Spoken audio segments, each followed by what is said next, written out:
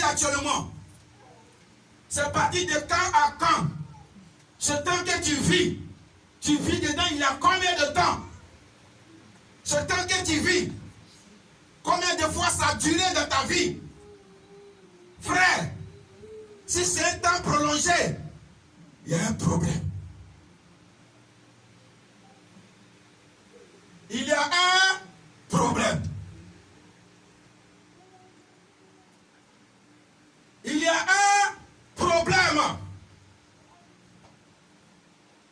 Je voudrais encore vous envoyer dans les écrits, dans le livre de Genèse. Genèse, c'est le premier livre. Genèse 37.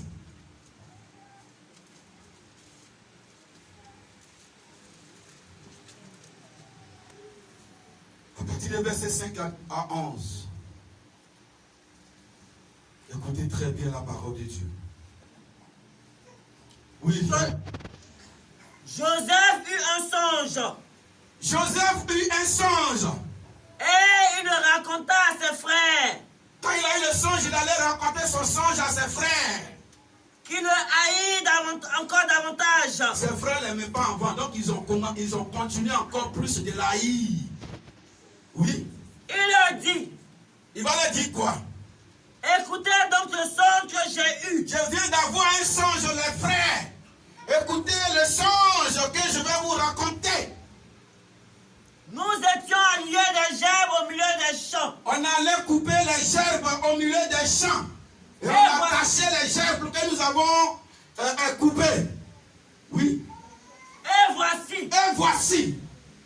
Ma gerbe se levait et se tint debout. Moi, ma gerbe que j'ai attachée, elle s'est levée. Elle s'est tenue debout. Et vos gerbes l'entouraient, se prosternèrent devant elle. Et vos gerbes se sont prosternées au devant de moi, ma gerbe que j'ai coupée. Vos gerbes se sont prosternées. Il parlait de ses frères. Ils étaient 12. Oui. Ses frères lui dirent. Ses frères vont lui dire quoi? Est-ce que tu régneras sur nous? Ce que tu es en train de dire là, est-ce que tu vas nous gouverner? Parce que ton songe, je n'en comprends pas bien. Est-ce que tu vas nous gouverner? Il y a eu un temps où Joseph a fait des songes.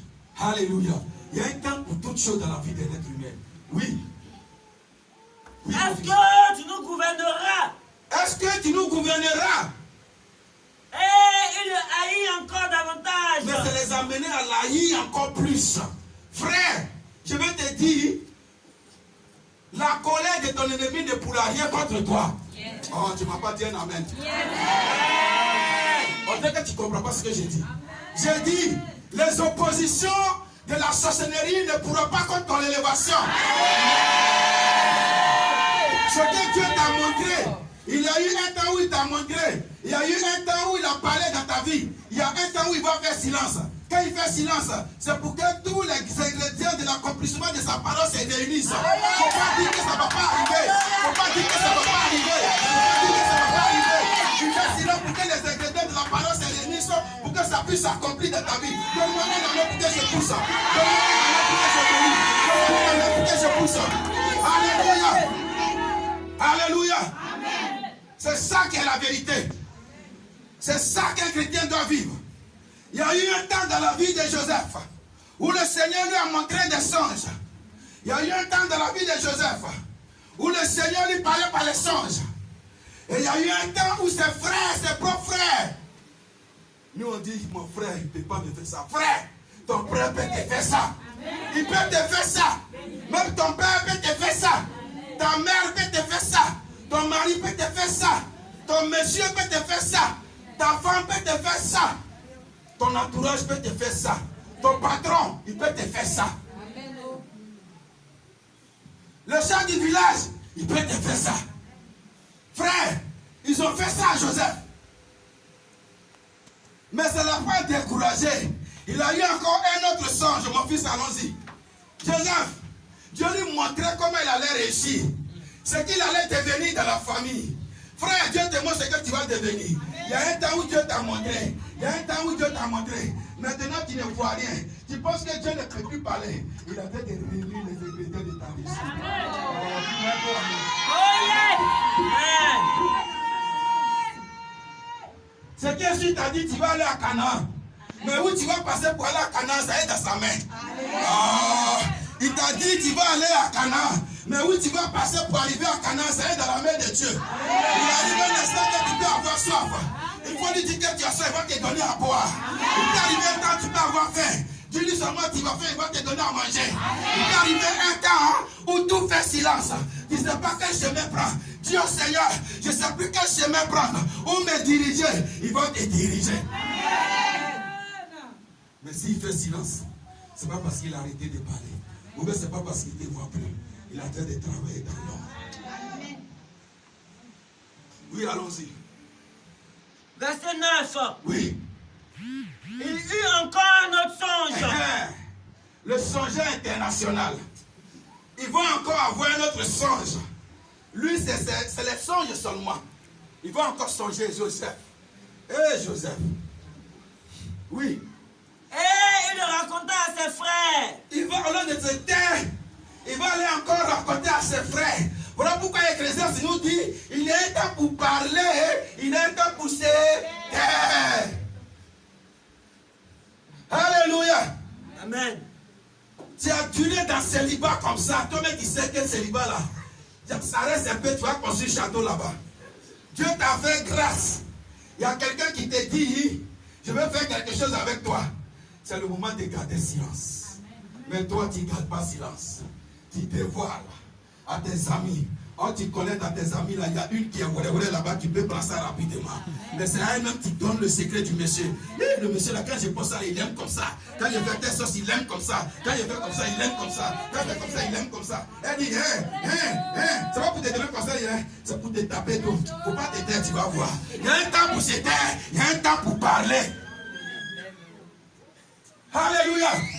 Il y a un temps pour se taire et il y a un temps pour parler. Ce temps-là, Joseph devrait parler, il a parlé. Le deuxième songe, oui. Il dit, il va dire quoi? j'ai eu encore un songe. Joseph, j'ai eu encore un songe. Et voici, le soleil. Cette fois-ci, elle allait loin d'elle. Cette fois-ci, là, c'est un gros songe. Oui. La lune. Le soleil. La lune. Et 11 étoiles se prosternaient devant moi. 11 étoiles se sont prosternées devant moi. Joseph. Joseph. Joseph. Le soleil. La lune. Et 11 étoiles se sont prosternées devant moi. Oui. Il le raconta à son père. Cette fois-ci là, je vous ai dit que Joseph allait loin. Il allait dire cela à son père. Et à ses frères. Et puis à ses frères. Son père le réprimanda. Il te dit que ton père peut te faire ça, frère. Ton père peut te faire ça. Alléluia. Son père a commencé à le réprimander. Et lui dit. Il va lui dire quoi? Que signifie ce songe que tu as eu? Qu'est-ce que tu veux dire par là? Ton songe que tu as eu là, ça veut dire quoi, Joseph? Faut-il que nous venions, moi, oui, ta mère, oui, et tes frères, oui, nous prosterner en terre devant toi? Il dit, le songe que tu as eu là, ça veut dire quoi? Tu as dit le soleil, la lune et 11 étoiles. Bon, moi j'ai 12 fils. Comme tu as dit 11, certainement ce sont tes frères. La lune là, c'est qui? C'est ta maman? Le soleil là, c'est moi, ton père. Donc tu veux dire que moi, ta mère, tes frères, nous allons nous prosterner devant toi, Joseph. Mon fils. Oui. Ses frères eurent l'envie contre lui. Ses frères, même là, on n'en parlait plus. Il n'aimait pas enfant haut. Il reste un peu, ils vont dire Joseph, alléluia. Alléluia. Il reste un peu, ils vont le dire, alléluia. Ils ont eu le dégoût de Joseph. Joseph ont eu le dégoût de Joseph. Mes frères, c'était un temps dans la vie de Joseph où il fallait que Joseph passe par là. Le Seigneur lui montrait des songes. Ce qu'il allait faire avec Joseph. La hauteur de la grandeur de Joseph. Le Seigneur est en train de montrer cela à Joseph. Il a eu un temps où le Seigneur lui a montré. Il a eu un temps où le Seigneur a fait silence. Il a eu un temps où Joseph a pleuré. Joseph a pleuré. Parce qu'il comptait sur ses frères. Quand tu continues dans la lecture, tu vas voir que ses frères vont formater un coup pour le tuer. On n'a qu'à le tuer là comme ça. Ces songes-là vont pourrir. On n'a qu'à le tuer là comme ça.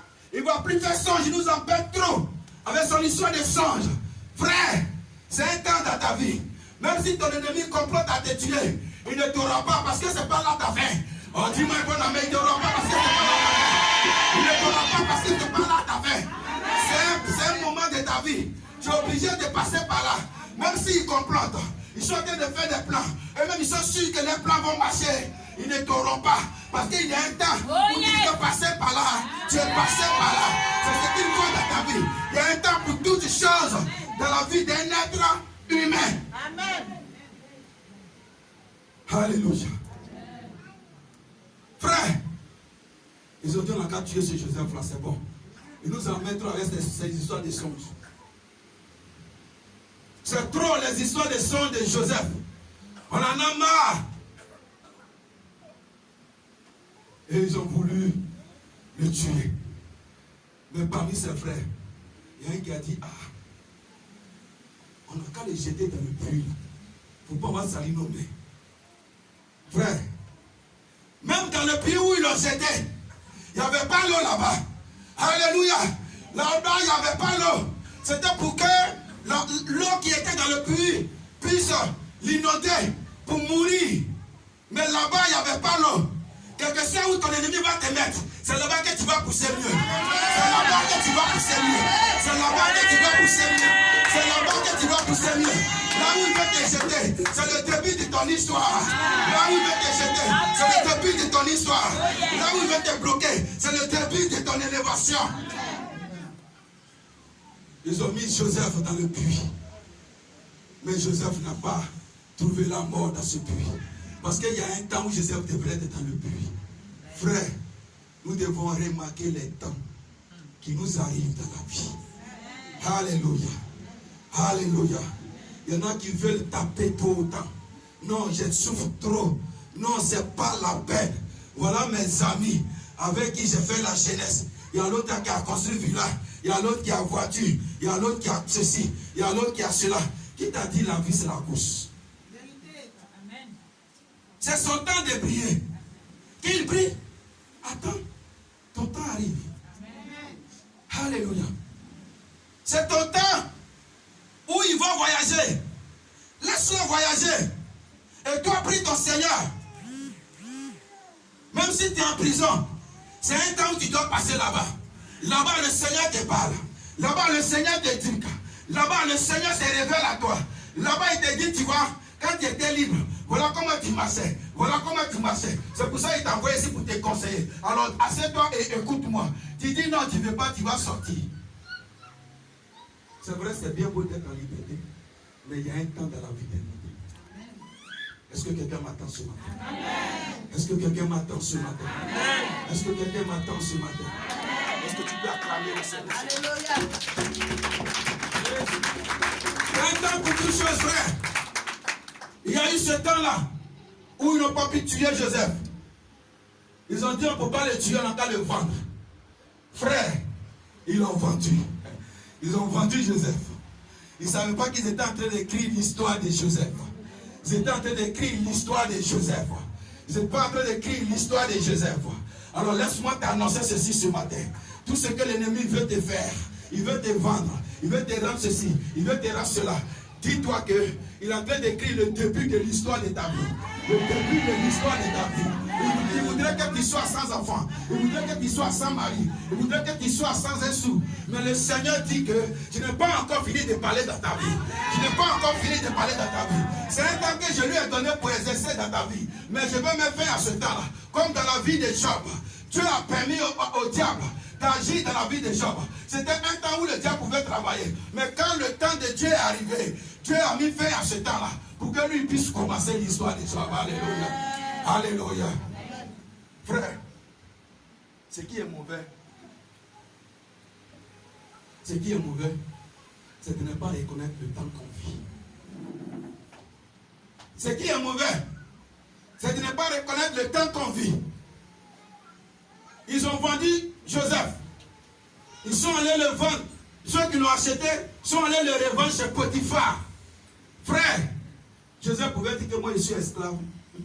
Je m'en fous.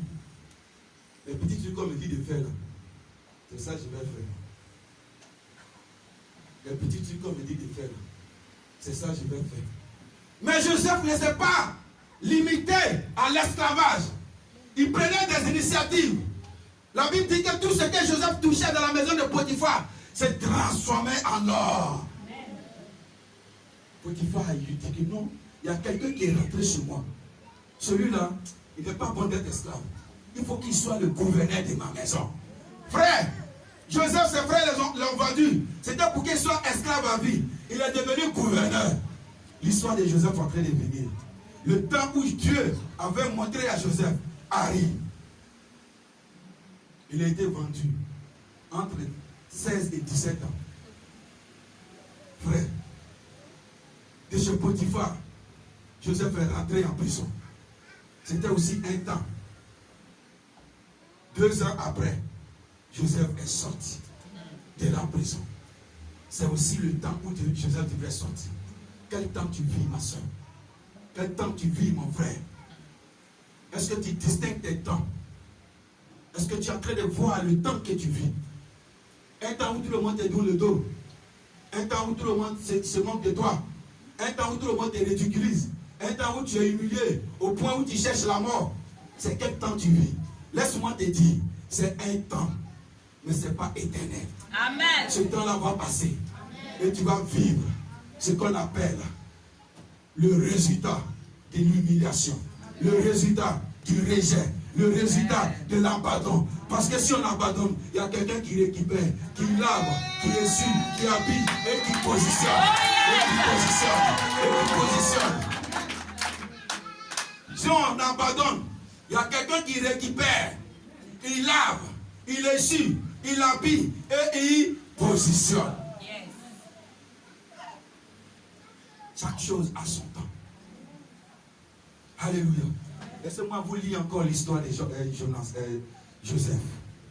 On va prendre Genèse, dans le même livre de Genèse, chapitre, le verset 22 à 29.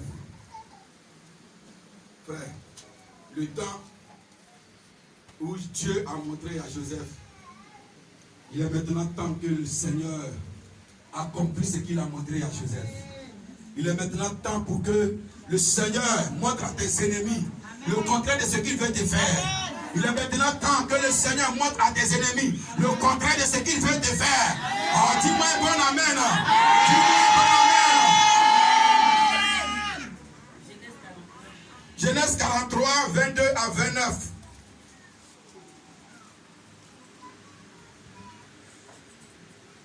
Genèse 43, 22 à 29. Vas-y, mon fils. Nous avons aussi apporté d'autres agents. Joseph est devenu premier ministre chez Pharaon.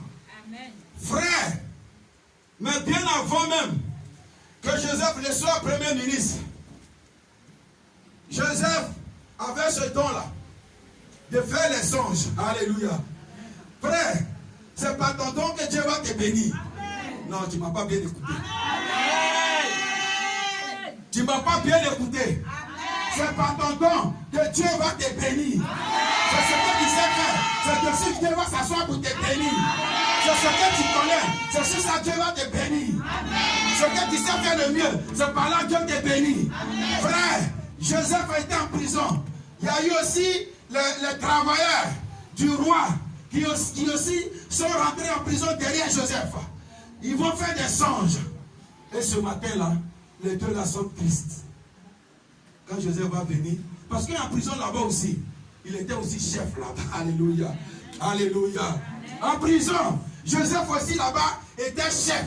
Parce que quand il est rentré en prison, quand il a commencé à travailler, le chef de la prison a vu que non, il y a quelqu'un qui est rentré qui n'est pas comme les autres. Au lieu de le traiter un prisonnier, il faut qu'il soit chef des prisonniers. Donc il y avait un chef, mais le chef des prisonniers, c'était Joseph. Alors donc Joseph avait la possibilité de rentrer dans n'importe quelle cellule de la prison. Joseph avait la possibilité de parler à n'importe qui dans la prison.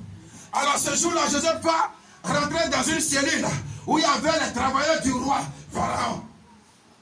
Arrivé là-bas, il va voir ces deux personnes-là tristes. Il dit, mais il y a eu quoi? Pourquoi vous êtes triste comme ça? C'est quelqu'un qui aimait la joie. Frère, même quand tu n'as rien, publie la joie. Même quand tu souffres, il faut être rayonnant de joie. Il faut qu'on te voit, il faut qu'on porte envie à toi. Oui. Mais il y a les gens là, quand ils souffrent,